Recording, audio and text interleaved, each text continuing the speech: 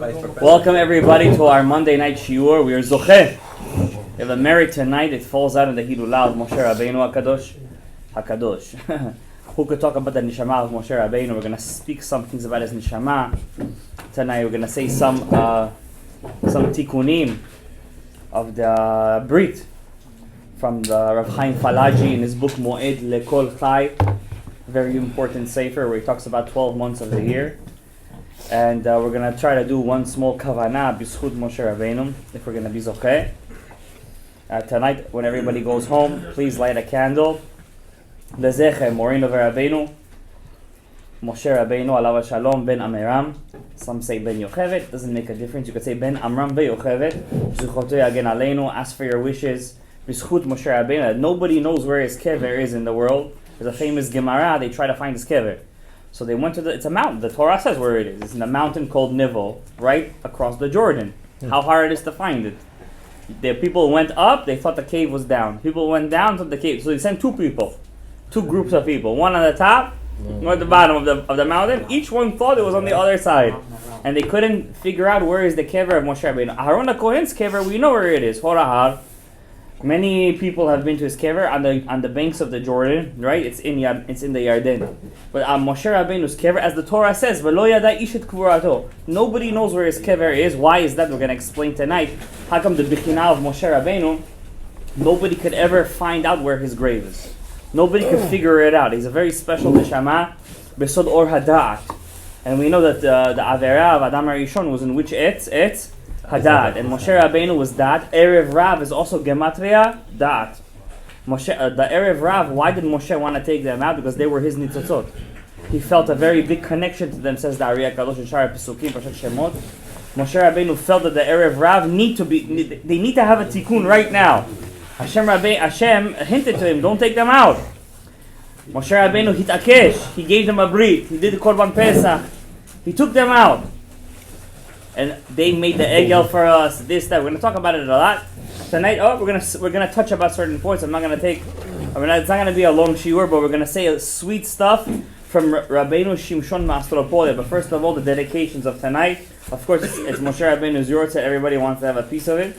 So first of all, our shiur is Leilu Nishmat, my grandfather, Meir Ben Mazad, whose yortzeit is Tet Adar. It's going to be Wednesday night, Thursday. Wednesday night, we're going to have your shiur. We moved the woman. We said step aside. Wow. They went to Tuesday night. Oh. They're in Tuesday night. So Wednesday night we're gonna have Wednesday we're gonna have your shir. It's gonna be a small yeshua for Elul Nishmat, my grandfather. In the name of the Hasidim say, the Admorei Hasidim, you shouldn't stop doing a yortzeit for a loved one till 50 years pass from his passing.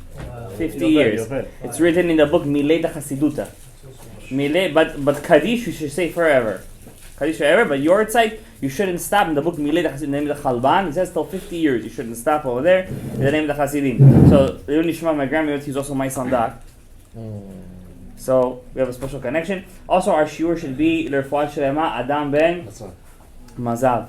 And also our shiur should be La'aslachat the Yitzchako family, Moshe Chaim Ben Shemuel, he should have bracha, v'atzlacha, parnasat tov, shefa, yishot gedolot. Amen. Also for the Pinchaso family, Ariel Ben Miriam, and he should have Ben Zachai Bezat Hashem, parnasat tov, shefa, yishot gedolot. His business should grow and be misakseg. Also for my good friend Yekutiel Mordechai Ze'ev, he should have a lot of bracha, v'atzlacha, yishot gedolot. He should be mizaken lezivug agum bezat Hashem b'mehera. And I hope this is the last but not least, Gabriel Chai Ben Reuven Veleah, you should be zocheh lezivug agum parnasat tov shefa rav. May you get married and stay married. Amen. You're not the only ones that are supposed to suffer over here. You also have to join us. So. I'm joking. It's just it's one of those cliche jokes. And also Refuah Shlema, yes, Yochevet Bat Yula Mazal, Hashem should send her Refuah Shlema b'mehera. And also the Refuah Shlema Reuven Ben Shoshana. May Hashem give him Refuah Shlema b'mehera. And Hashem should pick him up from Mitat Cholyo. May Hashem pick him up and he should be zocheh to live a long life. Bracha v'atzlacha yishot gedolot. And of course our constant sponsors, Mishpachat Shimonov, Yisrael Ben Leah, Michal Bat Chana, Yosef Chaim, Avigal Tamar, Elisheva Chana, Sarah Rivka, B'nai Michal. Hashem should give them bracha v'atzlacha. May they always be in the derech of Hashem. Amen. And like this by Avraham, Hashem says, I know why do I choose Avraham? There were many tzaddikim in Avraham's generation. Noach was a tzaddik, Avraham was alive in Noach's time. Shem was a tzaddik, Avraham was alive in his time. Yaakov saw Shem for the love of God. How come Hashem chose Avraham? Avraham, why? Ki yidati, because I know leman yetzaved banav. Some tzaddikim, they're tzaddikim for themselves, right? Kids do akol beseder. But Avraham Avinu was not like that. He cared for the chinuch of his children. He cared to teach his children. You know, I remember when COVID started, and we're going to talk about COVID today, because, you know, it bothers me a lot. When COVID hit the first time, 2 years ago, everyone had a text message. Everybody had some nice spiel to say about it. Today, we've learned to live with it. We've learned to live with it. And when COVID hit, it hit in Parashat Kitisa, Tetzaveh Kitisa, in this week's parasha, Tetzaveh Kitisa, which talks about Moshe Rabenu putting on a mask. Moshe Rabbeinu put on a mask. And we know how much we're suffering right now, all this mask mandates, this, that, mask. In Bnei Brak today, one religious Jew was beat his whole face black and blue because he didn't have a mask to pay, and he told the police officers, I don't have the money to pay the fine, what are you fining me for? They beat him up over there, and everything, mask maker.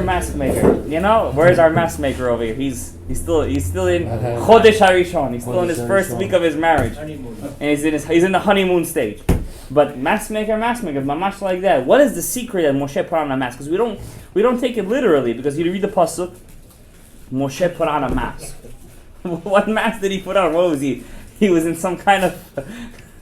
It doesn't make sense. What mask did he put on? But when Moshe went to Ohel Moed, he took off the mask, and seemingly the Torah says Ki karan or panav.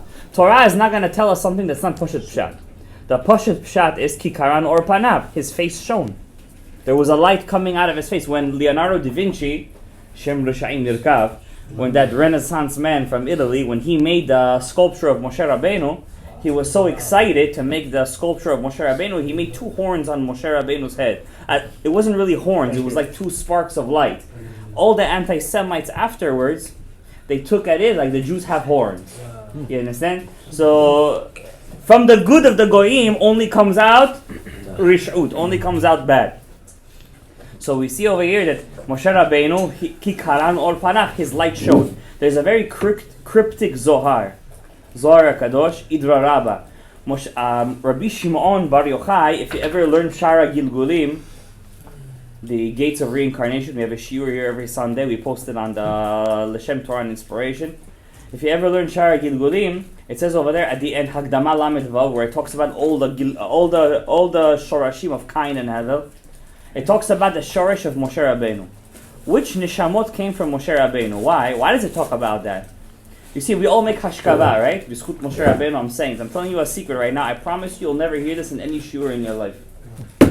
I'm telling you right now. Only if you learn Rabbi Shimon Agassi, Rashba, and Asfaradi, and Shara Gilgulim will you ever know this. People think we say, and hashkava, right? Tov Shem Mishem Yom Yivaldo, right? We say the name of the person. Hu Yirachem Al, I don't know, let's say David ben Yishai. And then we say, Ruach Hashem Tenicheu Began Eden.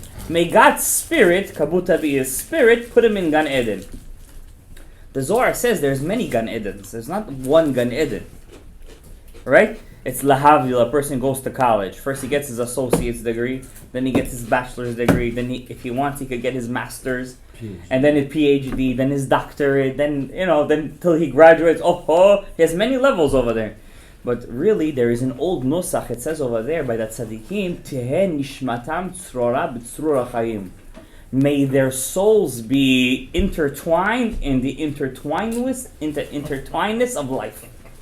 What is the intertwinedness of life? So really, where do we get this pasuk? May your soul be intertwined in life. So I'm going to explain you the difference right now. It's a chidush. It says when David HaMelech, he was a refugee. Imagine the guy was anointed king by Shmuel HaNavi. He was anointed king, and he's a refugee. He's running away from his own father-in-law. Talk about keeping it in the family. He's running away from his father. His father-in-law took his wife, which is his daughter, gave her to another man. No get, by the way. There was no divorce. No divorce document. What did Shaul do? There's a halakha, a person who gets married, he gets married bedat chachamim. You get married in the permission of the rabbis. So the rabbis could come and say, this marriage is null and void. Once it's null and void, you don't even need a get. They just nullify the marriage. So Shaul HaMelech took Michal and gave her to who? Palti ben Laish. He was a tzaddik. He said, Shaul is not stronger than David and halakha, so I can't accept his pshat. He took a sword and he stuck it between his bed and her bed. Now back then, they didn't have separate beds, one bed. They had separate rooms. Today, why don't I like the one bed idea when a chatan gets married? I don't like the one bed idea. Why? Because the guy thinks it's some kind of an animalistic thing. He wakes up middle of the night, he's hungry, quote unquote. He turns around and there it is. It's not the way it was once upon a time. Once upon a time, guy wakes up, he washes his hands on Yadayim. He woke up middle of the night. He says Bechot HaShachar till he gets to the room. You come with some kavod. It's not some kind of animalistic, pleasure. You come. By the way, I want to let you know one thing. The intimacy that a man has with his wife when he's creating a child is the same kavanah, that's the highest kavanah of the year, and Shavuot, when we say Keter Yitanu Lecha. It's the same kavanah. Just to put into perspective what's going on in Shamayim at the moment that the zivug is happening. What's going on in Shamayim? It's not some kind of, you're putting the yesod inside the malchut. It's like you're bringing Geula into the world. The yesod is going inside the malchut. It's one of the biggest. That's the whole zivug. When we say Baruch Atah Hashem HaMevarech et HaMoshe B'Shalom, Amen. What are we doing over there? It's a small zivug, but a small one. When you're creating a kid, you're making not a zivug. You're making a atomic bomb. That's why the Satan doesn't want to make you have kids. What's the biggest klipa in our generation? One of the biggest klipas. They get married. We don't want to have kids.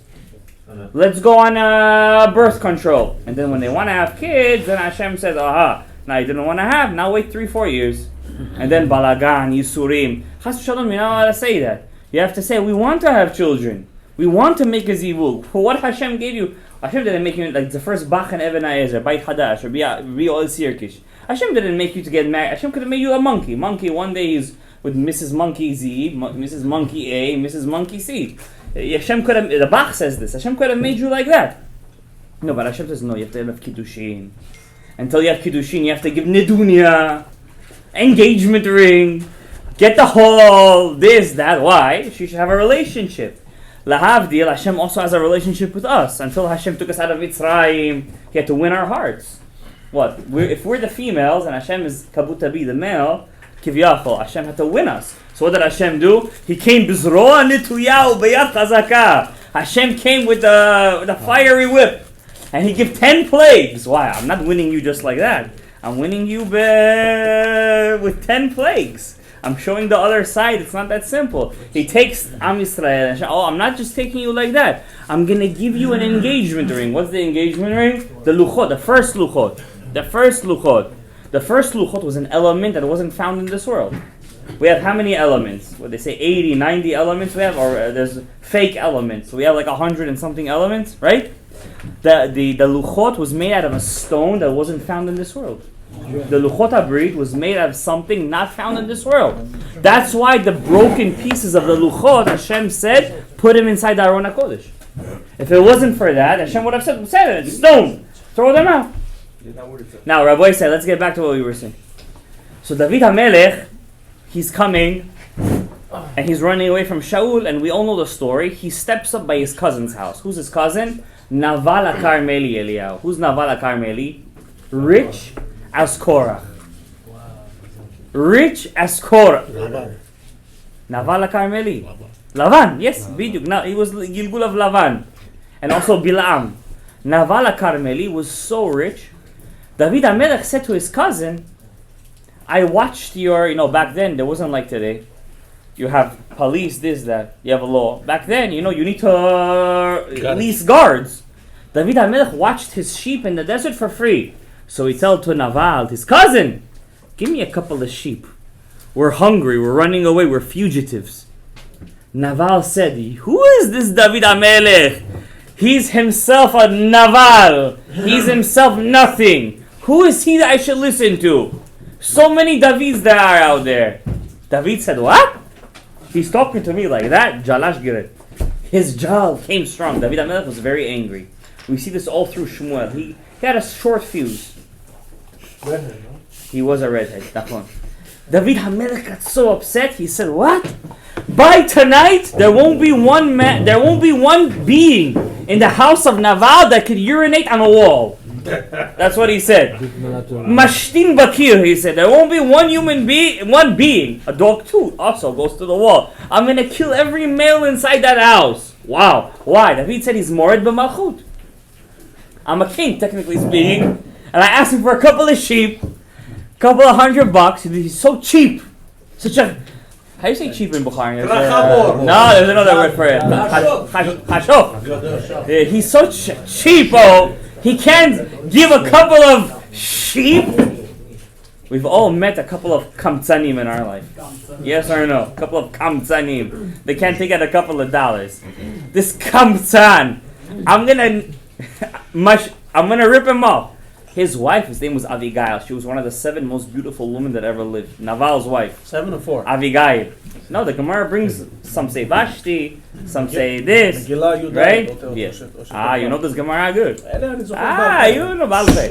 So Avigail, she said, she knew Baruch HaKodesh David's going to be her husband in the future. Because some people, when they rise in the Neshama, they get from Nefesh to Ruah. Their Bat Zug also changes. So she said David is going to rise up when he's going to be a king. He's going to have a new Neshama. He's going to have a new wife. David had 18 wives. He's going to be my husband. I'm going to save his life. Why? If he's going to kill Naval, it's going to be murder. It said in the Gemara, Masechet Megillah, by the way, it's the same Gemara. Avigail, David's coming with his whole gedud. You know what gedud is? Mafia. His whole entourage. He's going over there, Cham, in the middle of the night. You know, because when are you going to attack? In the night. Abigail is coming down the mountain with wine, meat, basar, this, that. Just coming down the mountain. She's coming down. Right away, she sees David from far. The Gemara says something very cryptic. I'm not going to explain it right now. She showed a piece of her skin. Not chas v'shalom erva. A piece of the skin that usually is covered, the thigh. The Gemara says the thigh. And the Gemara says a light shone 300, not 300, a long amount of parsaot. And David was like, what's up over here? What's going on? Where is there light in the middle of the night? That rhymes, by the way. He goes to Avigail, he calms down already. His Yetzer Hara, Kabutabi is Yetzer Hara. His Yetzer Hara is my Yetzer Hara Tov, by the way. So he goes to Avigail and says, Avigail, what are you doing over here? First of all, he says, I have food for you. Number 1, eat. A hungry man is a dangerous man. If a woman was here, I would tell her right now, the first lesson in Shalom Bait for a man, feed the man. Yeah, if a guy comes home and his wife is go to the deli, go to the store. This is a Shalom Bait 101. Go to the store, buy yourself something to eat, come home with a little bit of your stomach full. Because a hungry man is a dangerous man. And then she'll say, why don't you give me anything? No, you don't have to tell her that you ate, by the way. That's already a dumb man. So he comes down. She says, I came to ask you halachot of bidika. Nida. David HaMelech was aluf bedam. He was aluf. He was the strongest in to tell the dam nida. He shows the dam. And David says, well, it's night. I can't check blood. It's not like today we have fluorescent lights. I can't check blood in the night. Oh, you can't check blood in the night? And you could do capital punishment to a guy in the night? He says, but I'm a king! He says, you're a king, but you still don't sit on the throne. She said, thank you for saving my life. And Abigail tells him the magic sentence. May your soul be connected in the intertwinedness of life. Bitzror HaChaim. In there, she saved David HaMelech from a lot of things. David HaMelech was very scared that he's going to lose his Olam Haba. Because Shaul made how many averot? One. He didn't kill Amalek. David made a lot of averot. Lahavdil. His averot is my mitzvot. But David made a lot of mistakes, quote unquote. He was afraid he lost his olam haba.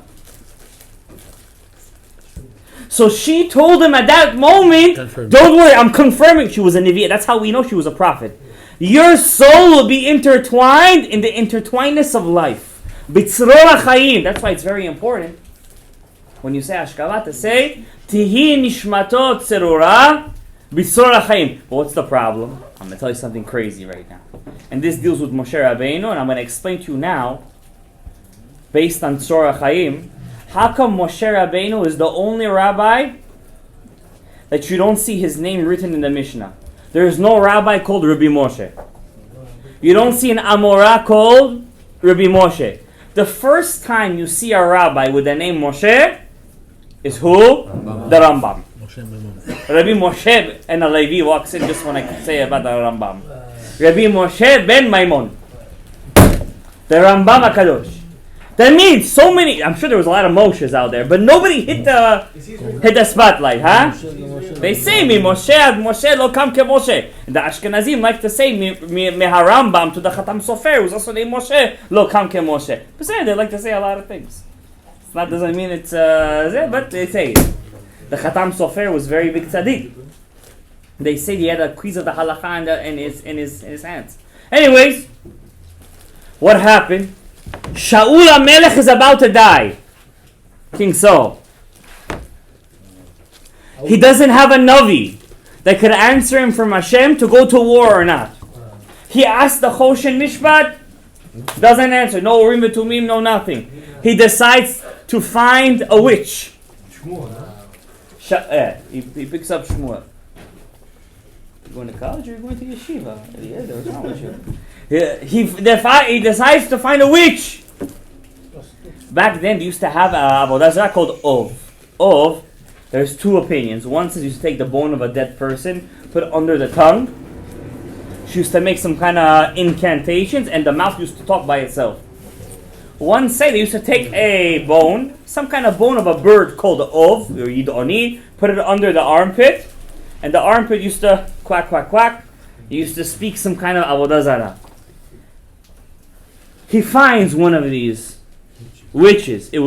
But the funny thing is, Shaul is the only king that killed all the witches. No other king did that. How did he find her? She was his relative. Aunt. He was his aunt. So his uncle hid him. We all have sex. Hid him. We all have something in the family. Exactly. He goes to her.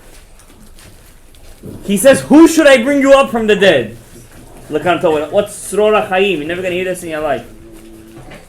He says, "Shmuel, the prophet Shmuel. Bring Shmuel up." What's his name? Ephraim. Bring Shmuel up from the dead. Shmuel comes up from the dead. Shmuel Hanavi. That's the one who anointed David and Shaul.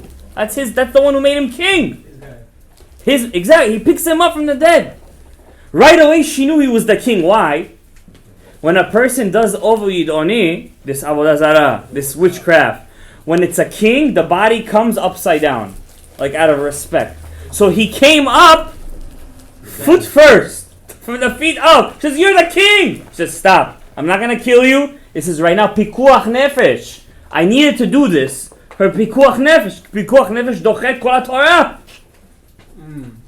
So he brings her up and she says, "Shmuel." Now he asked the question, what's going to happen tomorrow? Shmuel says, what's going to happen tomorrow? Tomorrow you and your kids are with me in Olam Haba. Two things he told him. Number one, you're going to die tomorrow. And number two, when you're going to die, you're going straight to Olam Haba right next to me.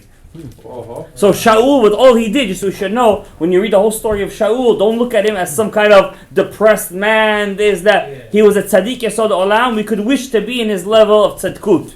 And also his sons, Yonatan, v'chule. Now, the Gemara says something interesting. When Shmuel came up from the ground, he came with somebody else.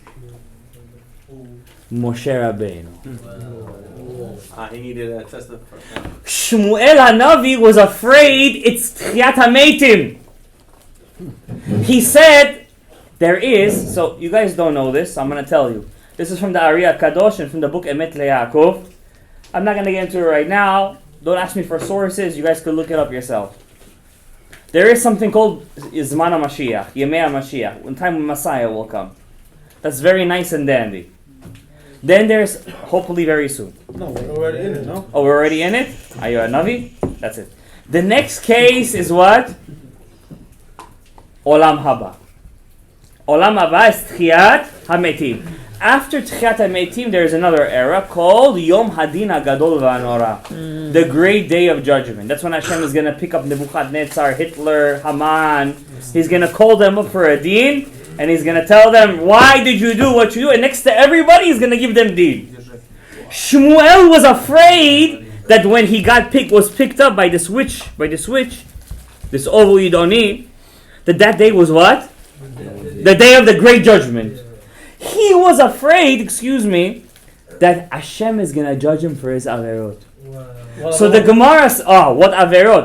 That's what we say. His averot is our mitzvot. He was afraid. So what did he do? He went to Moshe Rabbeinu's grave in Nevo. And he said to Moshe Rabbeinu, I want you to come with me, testify for me that I never went over a mitzvah that's written in the Torah that you wrote. Moshe Rabbeinu says, you got it. What? We got it. And they went to see Shaul. Why was Shmuel not in Gan Eden? That's the kasha. Why was Moshe Rabbeinu not in Gan Eden? You can't pick up a person from the dead if he's in Gan Eden. Why? If he's in Gan Eden, you could pick up hot air. He's not there. He's not there. He's in Gan Eden. Now I'm going to tell you even more than that. Even if a person is in Gan Eden, you could bring him down here. To testify. The thing is like this. I'll tell you a secret. Gan Eden Hatachton is just an intermediate between Gan Eden HaElyon. There's a Gan Eden HaElyon. The Zohar says there's a place in Gan Eden like an elevator where the Neshamot go in there and they teleport to the Gan Eden HaElyon. That's what the Zohar says. But there is something higher than Gan Eden. That's called Tzror HaChayim. To be intertwined in the intertwinedness of life.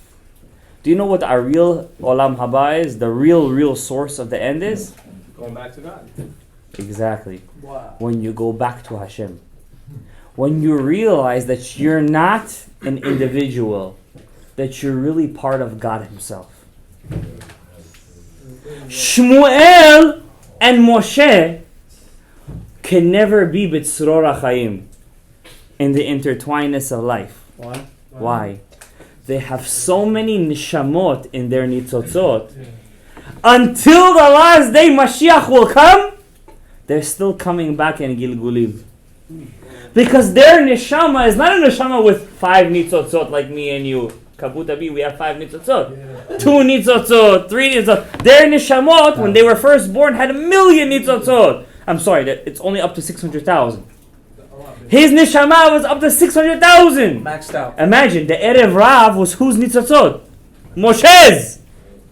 Shmuel Hanavi. All that generation was his nitzotzot. David was his neshama. Achia Shiloni, all the Nevi'im. Shmuel Hanavi is in the highest level next to in the prophecy as who? Moshe. As Moshe Rabbeinu. That's why he was even able to go to Moshe and say, come with me.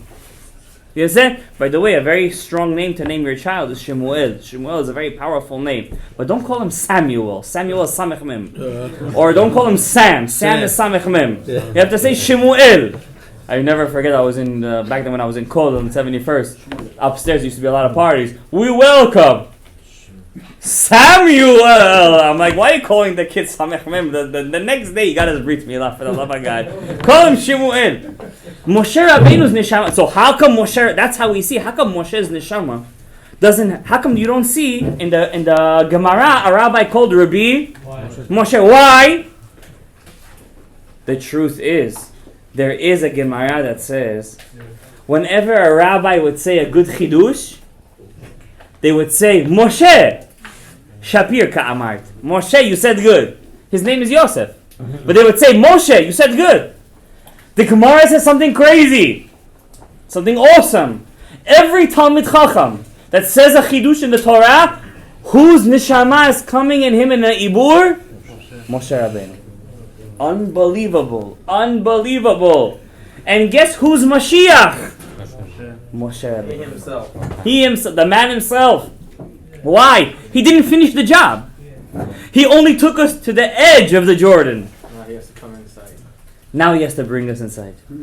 And this the pasuk says, Ad ki yavo Shiloh, until Shiloh will come. When Yaakov Avinu blesses, when he blesses the 12 tribes, when he blesses Yehuda, thank you, he says, first of all, he says, Chachlili einayim miyayin veleven shinayim mechalav. Yehuda, your teeth will drip with milk. Basically, you're going to have white teeth. What kind of blessing is that? So the Gemara says he's not saying you should have white teeth, even though we all wish we had white teeth. He was saying to Yehuda, better is the smile when you smile to somebody and say hello than when you give him tzedakah. Whenever you see somebody, to give him a smile is worth a lot of tzedakah. Why? When you say hello, how forcing yourself. Hi, how are you? When you show your shinayim, kehalav, you're giving him kiddusha v'tahara, and you're giving him so much. When a person says hello to somebody, and the person says hello, what does he feel? It affects him, right? Right? But when you say hi, how are you? How much could you pick a person up? How much could you pick him up? A lot, correct? That's a pashut pshat. But then he says, when is Yehuda's scepter gonna be? At ki yavohu, at ki yavohu. Shiloh. Who's Shiloh? Shiloh is Shin. How much is Shin? 300. Yud is how much? 10. Lamed is how much? How much you have so far? 340. Hey is how much? 5. 340. Moshe, 40. 305. 345. Until Moshe comes. At ki yavo Shiloh, until Moshe comes. Velo, and to him, Yikhat Hamim. What's Yikhat? He's from the children of who? Kehat. The Levi. Velo, Levi, Yikhat Hamim. How? I thought Mashiach is supposed to be from the tribe of Yehuda. No, the body is from Yehuda. The neshama is whose? Moshe's. It's Moshe's neshama. Understand? David HaMelech. I want to tell you something before I'm going to get into the Sigulot of the Shovavim, because we're 4 days left to Shovavim. It was a tough Shovavim this year. With all the Ta'aniyot and stuff we did, it was a tough Shovavim this year. Why? We felt it. It was a tough Shovavim. By the way, every year it's a leap year, the Satan works harder to knock us out because we have 30 extra days to knock him out. You understand? He has 30 extra days, we have 30 to knock him out. So because we have extra time to do mitzvot, he wants us to use those 30 extra days to do averot. So it says over here, Moshe put on himself a mask. Mask maker, make me a mask. Rahmat Koneh, our mask maker. May he have a lot of bracha v'atzlacha with his wife. Yeshuot gedolot. You don't remember the mask maker? Alright. Okay, you had to be here during that time. Alright. It says Moshe put on his face a masveh. Now I'm gonna give you guys a chidush. This chidush is because of one of my friends over here that I learn with him every Sunday. I'm not gonna say his name, but we were learning the book of Job. You know the Goyim, they love the book of Job. The book of Job, they're like. Job was written by Moshe Rabenu. Moshe didn't write 5 books, he wrote 6 books. Wow. Gemara says Moshe wrote Job. So the book of Job, it says over there in the Gemara, Job didn't exist. The whole book is a mashal. The whole book is there's about 5-6 opinions in Baba Batra, Gemara Batra, page 15. Page 15, Amud Bet. And it says over there, Eov, one of the opinions is Eov never happened. The whole book is a parable. By Moshe. Yeah. So he asked me, he's like, what do you mean he's a parable? How could he be a parable? You're telling me a story of a guy. that God put the Satan on him. And we have so many Gemarot. Eov, Bilam, and Yitro were three things. And you have so many, and Hashem sent for the Yam Suf to Eov. Like, what's the pshat? So I told him what I thought I made a mistake, that the Ari HaKadosh said that Eov comes from the world of Asiya, the world of our world, which is the world of illusions, because everything here is an illusion, to tell you the truth. Because we all think we're separated from God, which we're really not. It's a mashal. It's a mashal. Wow. The whole world is a mashal. So he said, you have a source? I said, sure, let me get back to you with that. And I looked at all the books of the Ari, and I couldn't find a source where the Ari said that Eov, he wasn't fake. He was real, just his neshamos was from the world of Asiya. Therefore, he's called a mashal, a parable. And then he texted me a story. It was from the Ben Ish Chai, and then something popped into my head. Maybe I saw this in the Ben Yoyadav, the Ben Ish Chai. And I opened up Baba Batra and the Ben Yoyadav, the Ben Ish Chai, and there it was. And it says over there, but it wasn't the name of the Ari, it's the name of Rabbi Shimshon Maastropolia. Rabbi Shimshon Maastropolia died on Kiddush Hashem in 1608, 1609, Bechem Leniski, Yemach Shemo V'zichro. He was a Cossack from Ukraine. Very funny right now. The Russians they say they're about to invade Ukraine.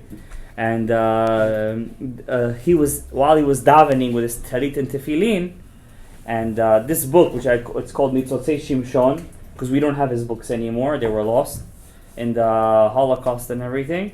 Well, it says over here that he was supposed to be Mashiach ben Yosef of his generation to kill Chem Leneski. And while he was the generation wasn't worthy, because there was 3 tzaddikim that were supposed to connect together. One tzaddik said, I don't wanna connect in all of this. And in the middle of him davening shacharit with his talit and tefillin, one Cossack took a spear made out of wood, sharpened like a spear, through the window, it stabbed him straight inside his tefillin, through his head. And he died like that. Rabbi Shimshon Maastropolia. Rav Shimshon. And he wrote a book on the Zohar called Machaneh Dan. We don't have this book anymore, it's gone to us. Like many Sfarim during the Holocaust, the Hasidim used to have a lot of Sfarim, a lot of libraries. And Hitler, Yamach Shemo, either he hid them or he burned them all to oblivion. So we lost one of his Sfarim on the Zohar called Machaneh Dan. We have some things inside that book that from other rabbis. For example, the Rabbi Shimshon says before Mashiach comes, the true color of Tchelet, the blue string, is going to come out into the world. And Jews will start wearing Tchelet. And we see that kind of right now. We don't know which Tchelet is the real Tchelet, but we see Jews are wearing Tchelet. I don't wear Tchelet because the Ari says not to wear it. That's my thing. I would love to wear it, don't get me wrong. I would love to. But the Ari said not to wear the blue string. My Rama said not to. Yeah, to the Beit HaMikdash is built, so I don't wear it. Now, Rabbi Shimshon Maastropolia, he has a book on the 10 Makot, a letter. And Rav Benayahu Shmueli said, whoever said this Igeret between 1939 and 1945, we have Eduyot, testifications that they were saved miraculously during the concentration camps time. They were saved. His Torah is a very high Torah, a lot of Gematria, a lot of Kabbalah, a lot of big stuff. He explains over here what's the secret that Moshe put on his face, a mask.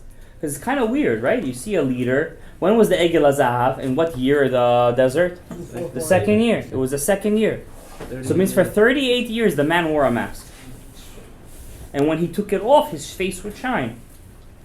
So our Zechut Rabbi Shimshon should be on us right now, because we always like to say rare Torah over here. And the Zechut of Moshe Rabenu, obviously. It says over here, what's the secret of the masveh? In Hebrew, how do you say a mask? Masveh. Masveh. Parashat Kitisa. Mask maker.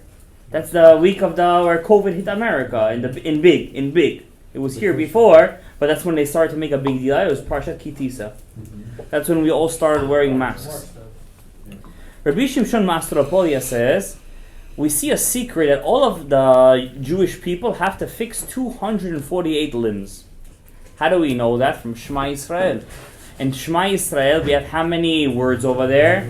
245. So what do we repeat 3 times? Ashkenazim say Kel Melech Ne'eman. Sfaradim say Hashem Elokechem Emet. When you do that twice, what do you get? 248. In fact, the Ari HaKadosh reveals, when you say Kriyat Shema Lamita, When you say Shema Yisrael Hashem Elokeinu Hashem Echad, Baruch Shem Kol Malchut Olam Va'ed, you're killing all those Yetzer Haras that you created when you did in your youth. Halavai in the youth. You're killing all of them. To give them a body of the Kedusha, you have to read the whole Shema Yisrael with all 3 parashas. You're giving them an actual 248 limbs. So it's very important to say the whole Shema. No, by yourself. Aravit for sure. I'm talking about before you go to sleep. So he says Avraham Avinu, Avraham. If you take the name Avraham, what was his original name? Avram. It was missing 5, right? Avram is going to be 243. Hashem added to him a hey. It gets how much? 248. Avraham fixed his 248. Now Yitzchak, what was Yitzchak? Yitzchak, take the Gematria, Yud, 10, Tzadik, 90, Chet, 8, Kuf, 100, going to be 208. How old was Yitzchak when he got married? That's when you fill... 40 he was. Right, 60 he had kids. 40 plus 208 is how much? 248. When Yitzchak got married, he fixed his 248. So we have Avram, when did he fix it? When he got the letter? Hey. Yitzchak, when he got the letter? Mem. Mem is 40. When he got married at the age of 40. Yaakov, what's the numerical value of Yaakov? Says Rabbi Shimshon Ma'astropolia. 182. Yaakov. Yud is 10. Ayin is 70. That's already 80. Kuf, 100. 180. Vet, Yaakov is how much? 182. How many children did Yaakov bring with him to Mitzrayim? 66. 182 plus 66 is how much? 248. No, but how many? Shivim with Yosef.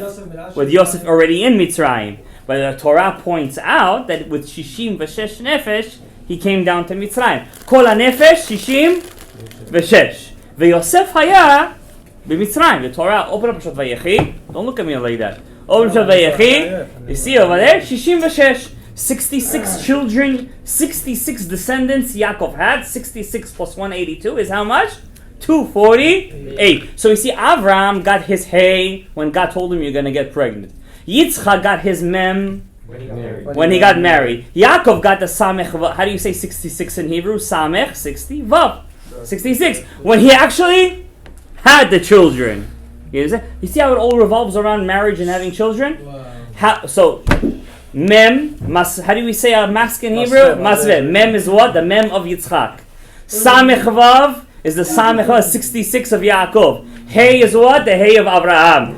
When Moshe took the power of Abraham, Yitzchak, Yaakov, and he put it on his face, the masveh, like a mask, says Rabbi Shimshon Mastropolia. That's the secret of the mask that he put on his face. That's the masveh. And we see over here, now why did Moshe have that zechut? So I'll tell you why. Moshe, Abraham is Sfirat HaChesed. Yitzchak is Sfirat HaGibura. Yaakov is Sfirat HaTiferet. Inside Tiferet there is a neshama. That neshama is Sfirat HaDa'at. The Da'at is the sod of Moshe Rabenu. Moshe Rabenu is Sfirat HaDa'at, from where the Torah comes out. When the Zohar says in Tikkunei Zohar, when Moshe Rabenu saw the rock, remember the rock was supposed to come out? God said, speak to the rock. Why? Back then, the koach of the Torah, when you just spoke to a person in the Torah, if he was a Jew, a real Jew, the Torah would get stuck into his brain like a magnet. He would love it. He would feel the truth. Because Moshe hit the rock, what happened? When he hit the rock the first time, Torah shebichtav came out. When he hit Torah, the Tikkunei Zohar, when he hit the rock a second time, Torah shebaal peh came out. Moshe did that because he wanted you guys to learn the Torah. How? He wanted you to amelim b'Torah. You have to toil when you learn Torah, because when you get something easy, what comes easy goes easy. But when you toil, when you hit the rock, whatever you hit stays with you. I worked for it. I'm not going to give you an extra $5. This is my $5. I made that money. I'm not going to give you a tip.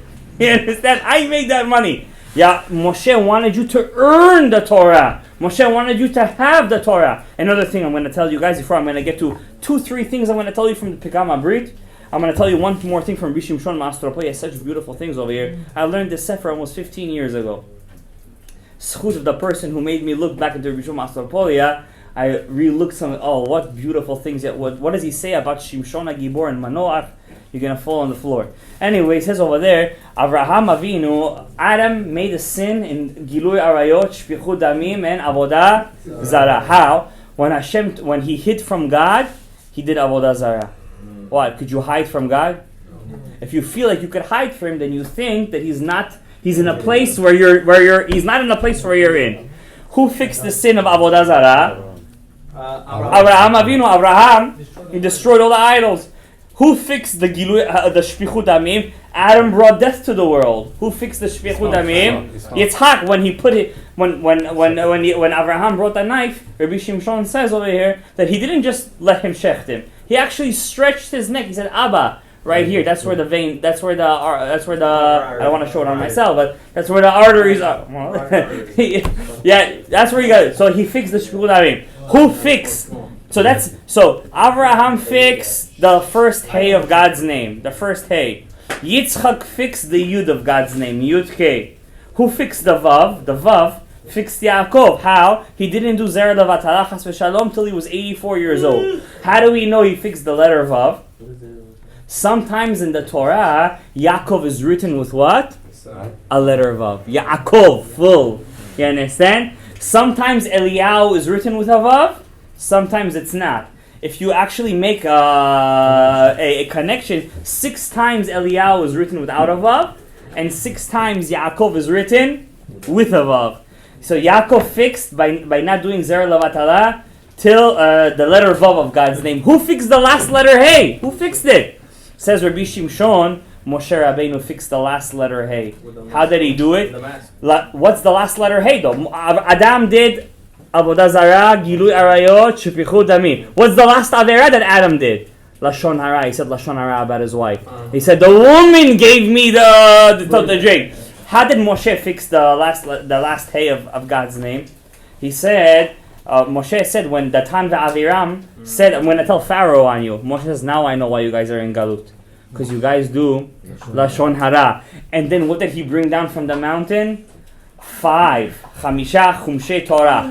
If you're not doing Lashon Hara, then the only thing you have option is to what? To learn Torah. So Moshe Rabenu was the last letter Hey of Shem Hashem, and that's the way he fixed Shem Havaya, and B'zchut the Limud Torah of Chamisha Chumshei Torah, Shas Uposkim, and Sodot Torah, may we be Zocheh to Geula Shelema. But we're not done. I want to lead you guys with a couple of Sigulot of Berit.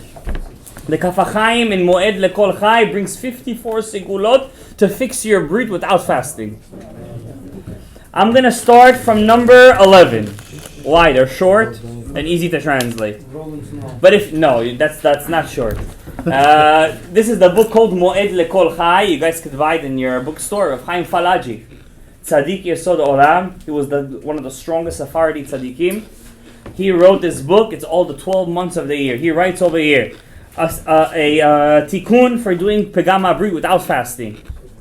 When you do hamotzi lechem min haaretz, the leftover crumbs, make sure you don't throw it, you eat it. Those crumbs are your nitzotzot. You have to have kavanah that you're putting back the nitzotzot inside your body.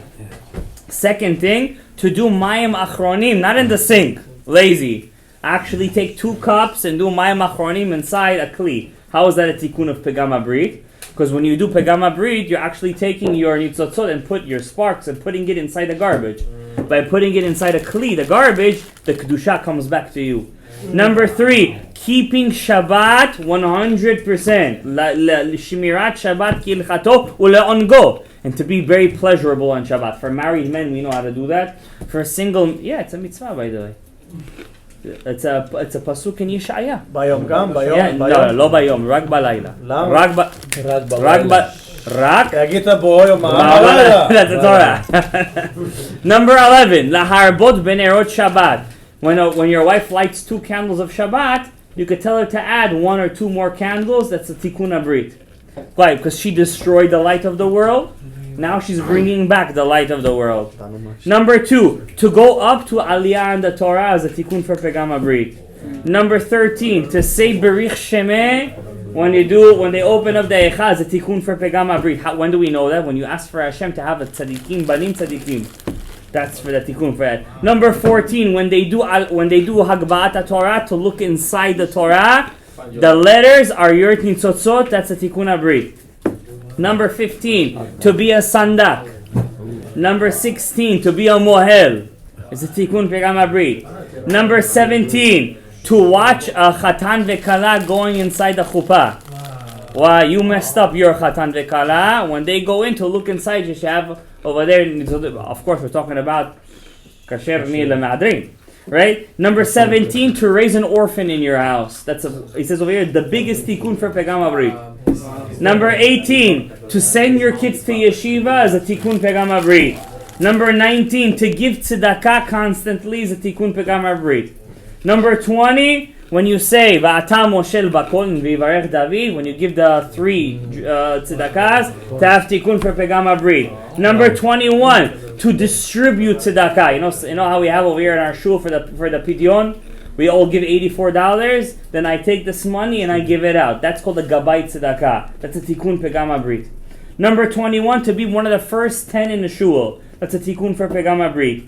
Next one, when you do any mitzvah, like when you make matzah, when you go to a brit milah, when you do sheva berachot, any mitzvah, when you're a shaliach tzibur, to try to do it with all your koach and sweat. Every sweat is a tikkun Pegam Abrit.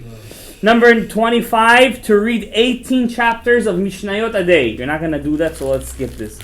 Number 27, to stay up all night learning Torah.